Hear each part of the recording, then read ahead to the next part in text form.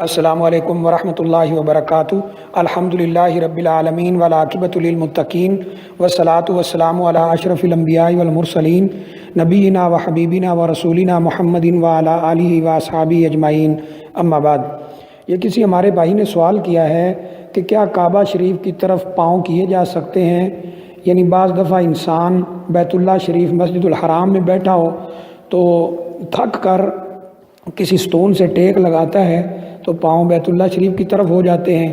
اسی طرح دنیا کے مختلف علاقوں میں جب یعنی انسان چارپائی رکھتا ہے یا خود سوتا ہے تو اس کے پاؤں اگر بیت اللہ شریف کی طرف ہو جاتے ہیں تو کیا یہ جائز ہے؟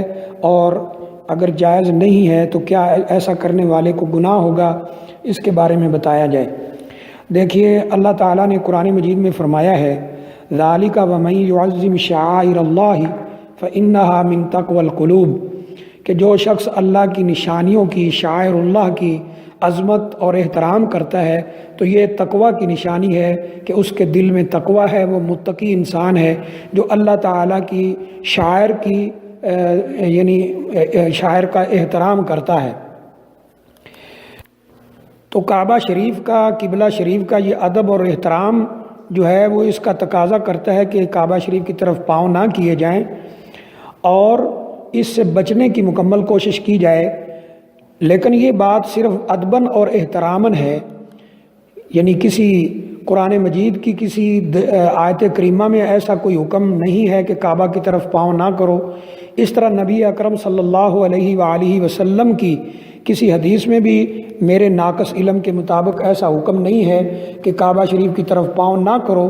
تو ہم جو کعبہ شریف کی طرف پاؤں نہیں کرتے یا علماء جو روکتے ہیں اس کی بنیاد ادب اور احترام ہے۔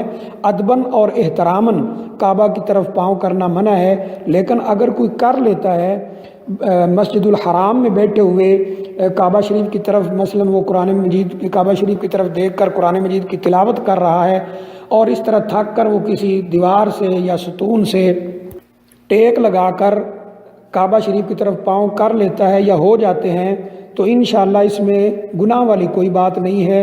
اس طرح سوتے ہوئے کوئی کعبہ شریف کی طرف پاؤں کر لیتا ہے تو اس میں بھی کوئی گناہ والی بات نہیں، لیکن ادب اور احترام کا تقاضا یہی ہے کہ قبلہ کی طرف پاؤں نہ کیے جائیں، اس طرح قبلہ رخ ہو کر نہ سویا جائے۔ یہ ادب اور احترام کا تقاضا یہی ہے، لیکن اگر کوئی کر لیتا ہے تو انشاءاللہ اس کو کوئی گناہ نہیں ہے، یعنی کوئی یہ گناہ والی بات نہیں ہے۔ واللہ تعالی عالم۔